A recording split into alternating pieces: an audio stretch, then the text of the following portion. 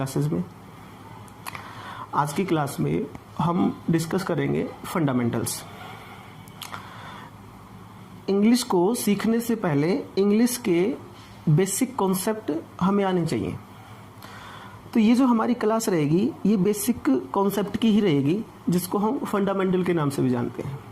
तो चलिए शुरू करते हैं अपने फंडामेंटल्स। देखो,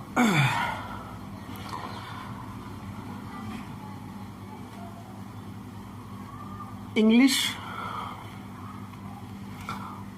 जो है वो हमें सबको पता है कि ये हमारी लैंग्वेज है, और जब हम लैंग्वेज को यूज करते हैं तो लैंग्वेज यूज की जाती है कम्युनिकेट करने के लिए, कम्युनिकेशन करने के लिए। मान लो मेरे माइंड के अंदर कोई थॉट्स आई, या फिर मेरे अंदर कोई फीलिंग्स हैं, या फिर मेरे कोई इमोशंस हैं। तो अगर मान लो मैं अपने इमोशंस, अपने थॉट्स किसी दूसरे बंदे को ट्रांसफ़र करना चाहता हूँ, कन्वे करना चाहता हूँ, तो मैं क्या करूँगा, मैं लैंग्वेज का यूज़ करूँगा। तो जो ये लैंग्वेज है ये कम्युनिकेशन के लिए यूज़ की जाती है। अब भले ही लैंग्वेज चाहे इंग्लिश हो, चाहे हिंदी हो, चाहे पंजाबी हो, हम यूज़ करते हैं कम्युनिकेट करने के लिए। तो मेरा जो क्वेश्चन है आप लोगों से, मेरा ये क्वेश्चन है कि जैसे इस धरती के ऊपर सबसे पहले लैंग्वेज आई या मनुष्य आया? सबसे पहले अगर मनुष्य ही आया है, लैंग्वेज तो बाद में बनी है। हमारा माइंड इम्प्रूवमेंट हुआ हमारे माइंड के अंदर, तो हम लोगों ने क्या कर दिया, लैंग्वेज क्रिएट कर दी। तो सबसे पहले इस धरती के ऊपर मनुष्य आया, और उस टाइम क्या था कि मनुष्य के अंदर फीलिंग्स थी, थॉट्स थी और इमोशंस थे, लेकिन लैंग्वेज नहीं थी। तो हाउ टू कम्युनिकेट, वो कम्युनिकेट कैसे कर पाता था? तो उस टाइम वो कम्युनिकेट करता था साउंड से। किस चीज से कम्युनिकेट करता था? साउंड से। तो फिर जैसे कि साउंड्स आई स्टार्टिंग में, मान लो किसी ने साउंड निकाली अ की, तो हिंदी में उसको ऐसे लिख दिया गया और इंग्लिश में उसको इस टाइप से लिखा। इसी तरह किसी ने साउंड निकाली ब की, तो हिंदी में उसको ऐसे लिख दिया और इंग्लिश में उसको ऐसे लिखा गया। तो हम लोगों ने क्या किया, जब हमारे माइंड के अंदर इंप्रूवमेंट हुआ तो हम लोगों ने क्या किया, ए बी सी डी ऐसे हम लोगों ने लेटर्स क्रिएट कर दिए। तो ये हमारे इनका नाम रखा गया लेटर्स। और ये जो लेटर्स थे इनको बोला गया यूनिट ऑफ लैंग्वेज, लैंग्वेज की एक छोटी सी इकाई।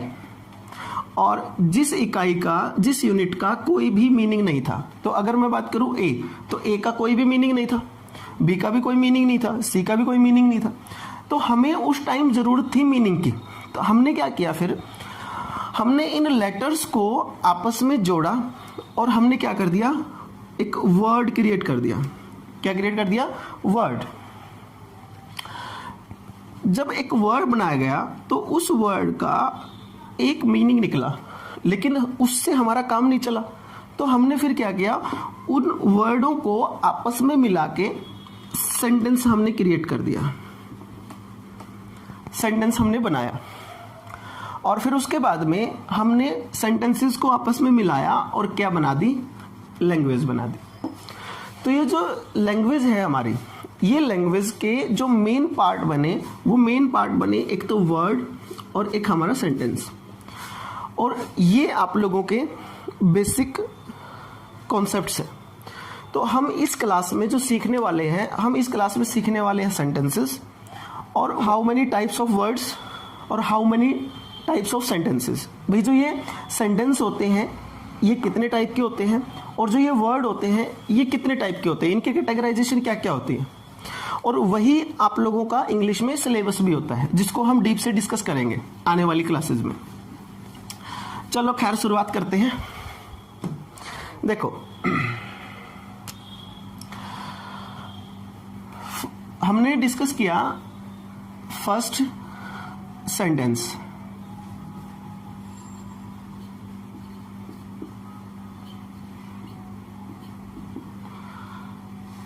सेंटेंस क्या होता है बच्चों? It is a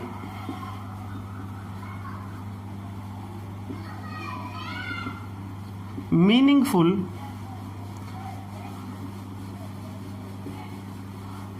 arrangement of words. जो सेंटेंस होता है वो क्या होता है? वर्ड्स का ऐसा अरेंजमेंट होता है जो क्या हो? मीनिंगफुल हो। मैंने क्या बोला? सेंटेंस क्या होता है? हिंदी में इसको वाक्य बोला जाता है। सेंटेंस होता क्या है? शब्दों का ऐसा मेल जिसका क्या हो? कुछ न कुछ मीनिंग हो, कुछ न कुछ सेंस हो, तो उसको हम क्या बोलेंगे? उसको हम बोलेंगे सेंटेंस। Is it clear? चलो, अब जैसे कि हमने फर्स्ट क्वेश्चन लिखा, हमने बोला राम किल्ड मी, और एक सेकंड हमने लिखा कमल सा ए पुलिसमैन। तो हमें ये देखना है कि इन दोनों में से कौन सा सेंटेंस होगा, मतलब फर्स्ट वाला सेंटेंस होगा या सेकंड वाला सेंटेंस होगा, या फर्स्ट वाला सेंटेंस नहीं है, सेकंड वाला है। कुल मिला के हम इन दोनों में से ये चीज चेक कर रही है। तो जब हम इन दोनों में से ये चीज चेक करेंगे तो हमने कहा कि सेंटेंस में दो चीजें होती है, मतलब दो कंडीशंस होती हैं। एक तो उसकी अरेंजमेंट्स होने चाहिए और दूसरा उसका मीनिंग होना चाहिए। अब अरेंजमेंट क्या होती है? जो सेंटेंस होता है वो अरेंज कैसे किया जाता है? How to arrange? तो उसका सिंपली ऑर्डर क्या होता है? उसका सिंपली ऑर्डर होता है सेंटेंस का सब्जेक्ट, वर्ब और ऑब्जेक्ट। अब हमें ये सीखना है कि ये सब्जेक्ट क्या होता है। हम सब्जेक्ट किसको बोलते हैं? अब सुनो बात, देखो बहुत सारों के मन में आया होगा कि सब्जेक्ट जो होता है वो कर्ता होता है, लेकिन ये जो आप बोलते हो कि सब्जेक्ट कर्ता होता है, ये आप लोगों की 50% बात सही है और 50% गलत है। ये डिपेंड करता है वॉइस के ऊपर। आप लोगों का एक चैप्टर भी होता है वॉइस। तो वॉइस क्या होती है? वॉइस दो टाइप की होती है, एक होती है एक्टिव वॉइस, एक होती है पैसिव वॉइस। तो एक्टिव वॉइस जो होती है उसमें सब्जेक्ट आप लोगों का डूअर होता है, जिसको आप कर्ता बोलते हो, और जो पैसिव वॉइस होती है उसमें सब्जेक्ट कर्ता नहीं होता, उसमें सब्जेक्ट नॉट डूअर होता है। तो कुल मिला के आप सब्जेक्ट को कर्ता मत बोला करो, क्योंकि ये 50% बात सही है और 50% आप लोगों की गलत हो जाती है। तो यहां आज सीखिए सब्जेक्ट एक्चुअल में हम किसको बोलना चाहिए। सब्जेक्ट क्या होता है? सब्जेक्ट होता है it is what we talk about. Subject हम किसको बोलते हैं? सब्जेक्ट बोलते हैं व्हाट वी टॉक अबाउट, जिसके बारे में हम बात करें, जिसके बारे में हम बात करें उसको सब्जेक्ट बोला जाता है। फॉर एग्जाम्पल, जैसे कि ये मार्कर है, तो मैंने बोला मार्कर, तो मार्कर के बारे में बात होगी, तो ये मार्कर सब्जेक्ट बन जाएगा। फिर हमने बोला बोर्ड, तो बोर्ड के बारे में बात कर रहा हूं तो बोर्ड सब्जेक्ट हो जाएगा। हमने बोला चेयर, तो चेयर के बारे में हम बात कर रहे हैं, चेयर सब्जेक्ट हो जाएगा। तो जिसके बारे में भी हम बात करेंगे उसको सब्जेक्ट बोला जाएगा। Is it clear? अब जैसे कि ये जो हमने फर्स्ट और सेकंड जो क्वेश्चन लिखा हुआ है, इसमें फर्स्ट ऑफ ऑल हम किसके बारे में बात कर रहे हैं? राम के बारे में, तो राम हमारा सब्जेक्ट हो जाएगा। सेकंड में हम किसके बारे में बात कर रहे हैं? कमल के बारे में, तो कमल हमारा सब्जेक्ट हो जाएगा। फिर हमें सीखना ये है, हमें चलो खैर हम तो ये तो सीख गए कि सब्जेक्ट क्या होता है। सब्जेक्ट होता है जिसके बारे में हम बात करते हैं। अब हमें ये सीखना है कि वर्ब क्या होती है। अब बहुत सारे बच्चे ऐसे होते हैं जो वर्ब को क्रिया बोलते हैं, लेकिन क्रिया जो मीनिंग होता है इसका एग्जैक्ट इंग्लिश मीनिंग है एक्शन। तो एक्शन को क्रिया बोला जाता है, वर्ब को क्रिया नहीं बोला जाता, पहली बात। तो फिर वर्ब होता क्या है? वर्ब एक शब्द होता है, वर्ब क्या होता है बच्चे? वर्ब होता है शब्द, it is a word. Verb क्या होता है? It is a word. ये क्या होता है? एक शब्द होता है। फिर अगर ये हमने वर्ब को शब्द बोला तो इसका काम क्या होता है? इसका काम होता है विच एक्सप्रेसेस डूइंग और हैपनिंग। जो ये हमारा वर्ड होता है, ये किस चीज को एक्सप्रेस करने का काम करता है? ये एक्सप्रेस करने का काम करता है डूइंग और हैपनिंग। और ये जो डूइंग और हैपनिंग होते हैं, इनको बोला जाता है एक्शन। मतलब आप जो क्रिया वर्ब को बोलते हो, वो क्रिया ये नहीं होती, वो क्रिया होती है आप लोगों की डूइंग और हैपनिंग, जिसको हम दूसरी भाषा में क्या बोल सकते हैं? एक्शन बोल सकते हैं। डूइंग क्या होता है? डूइंग होता है करना। मान लो कहीं पर कोई काम हुआ तो उसको हमने एक्शन बोला, क्रिया बोला। अब वो जो एक्शन होता है वो आप लोगों का दो टाइप का होता है, एक डूइंग और दूसरा क्या होता है आप लोगों का? हैपनिंग। तो ये जो डूइंग होता है इसका मतलब होता है करना, और जो ये हैपनिंग होता है इसका मतलब होता है घटित होना। मतलब अगर कोई भी काम किसी के द्वारा किया जाए उसको हम बोलेंगे डूइंग, और कोई भी काम किसी के द्वारा किया नहीं जाता, खुद में खुद हो जाता है, उसको बोला जाता है हैपनिंग। अब फॉर एग्जाम्पल जैसे कि बारिश आ गई मान लो। अब बारिश आई है या करवाई गई है? खुद में खुद आई है, कोई करवाएगा थोड़े नहीं बारिश को। तो अगर खुद में खुद आई है तो ये आप लोगों का हैपनिंग हो जाएगा। अब मान लो कोई बच्चा था, उसको गुस्सा आया और उसके सामने चेयर रखी हुई थी और वो चेयर उसने तोड़ दी, तो यहां पर काम किया गया है, टूटने का काम किसी के द्वारा हुआ है, तो वो आप लोगों का डूइंग कहलाएगा। तो जब भी कोई काम किसी के द्वारा किया जाए उसको हम बोलेंगे डूइंग, और जब कोई काम किसी के द्वारा किया नहीं जाता, खुद में खुद हो जाता है, उसको बोलेंगे हैपनिंग। तो वर्ब एक ऐसा वर्ड होता है जो डूइंग और हैपनिंग को एक्सप्रेस करने का काम करता है। अब देखो जैसे कि यहां पर आप इसको वर्ब बोलते हो और यहां पर हमारी वर्ब है। अब इनको वर्ब बोला क्यों गया है? इनको वर्ब इसलिए बोला गया है क्योंकि जो किल होता है इसका मतलब होता है मारना। तो कोई काम किसी के द्वारा किया जाता है, अगर कोई काम किसी के द्वारा किया जाता है तो ये आप लोगों को डूइंग का एक्सप्रेशन है। अगर ये डूइंग का एक्सप्रेशन है तो हम इसी को इसलिए वर्ब बोलेंगे। अब सा का मतलब क्या होता है? देखना। ये भी डूइंग का एक्सप्रेशन है। अगर ये भी डूइंग का एक्सप्रेशन है तो हम इसको भी क्या बोलेंगे? वर्ब बोलेंगे।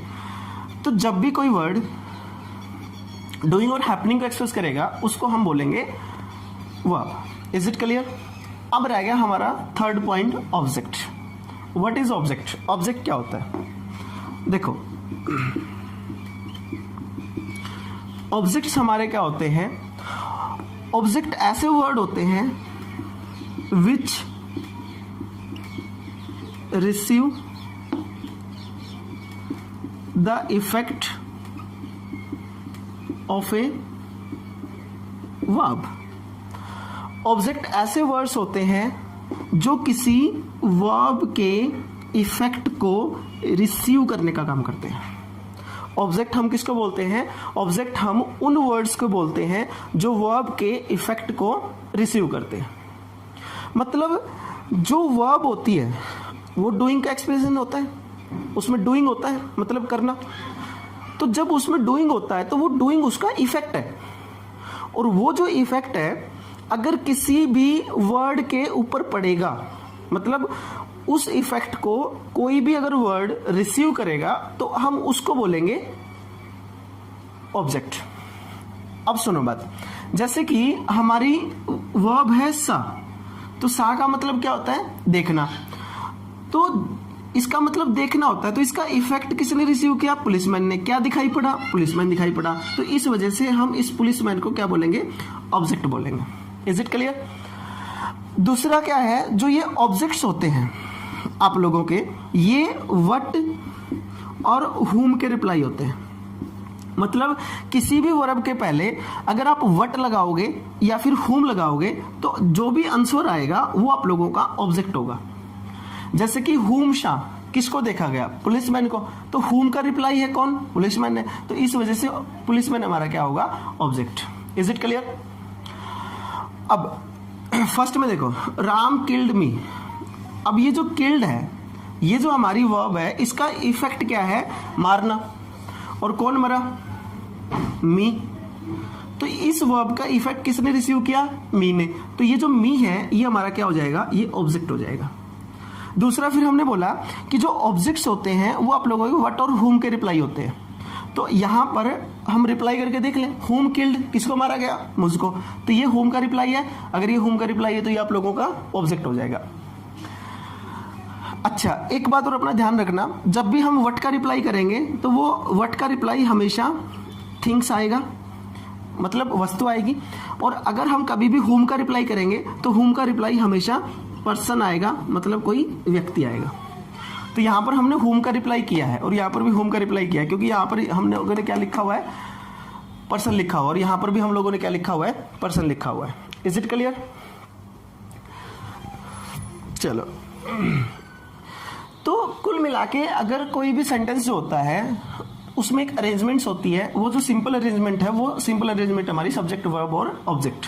अब हम देख रहे हैं कि यहाँ पर सब्जेक्ट भी है, वर्ब भी और ऑब्जेक्ट भी है। यहाँ पर भी सब्जेक्ट है, वर्ब है और ऑब्जेक्ट है। तो कुल मिला के ये जो दोनों सेंटेंसेस हम लोगों ने लिखे हुए हैं, इन दोनों सेंटेंसेस की जो अरेंजमेंट है वो प्रॉपरली है, मतलब इन दोनों सेंटेंसेस की जो ग्रामर है वो सही है। और इंग्लिश में होता क्या है, जो सेंटेंसेस होते हैं वहां पर हमें दो चीजें देखनी पड़ती है। एक तो हमें देखनी पड़ती है ग्रामर और एक हमें देखना पड़ता है मीनिंग। अब कई बार क्या होता है, कई ऐसे सेंटेंसेस होते हैं जिसकी जो कई ऐसे सेंटेंसेस होते हैं ग्रामर उसकी सही होती है लेकिन मीनिंग गलत होता है, तो वो सेंटेंस हमें इंग्लिश में गलत मानना पड़ता है। कई बार क्या होता है, ग्रामर गलत होती है, मीनिंग सही होता है, तो वो सेंटेंस हमें गलत मानना पड़ेगा। अगर हमें कभी भी बताना है कि सेंटेंस क्या होता है तो उसकी ग्रामर भी सही होनी चाहिए और उसका मीनिंग भी सही होना चाहिए।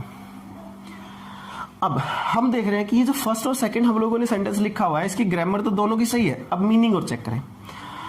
अब मीनिंग्स क्या होते हैं, जैसे कि एक बात ध्यान से सुना, जैसे कि हम लोगों ने बोला मुझे काटकर आम खिलाओ। अब ये जो मीनिंग है ये सही है या गलत है? गलत है, क्योंकि हम यहां पे क्या बोल रहे हैं, मुझे काटकर आम खिलाओ। तो ये जो मीनिंग है ये आप लोगों का बकवास है। अगर ये बकवास मीनिंग है तो ये सेंटेंस भी गलत माना जाएगा, इसको सही नहीं माना जाएगा।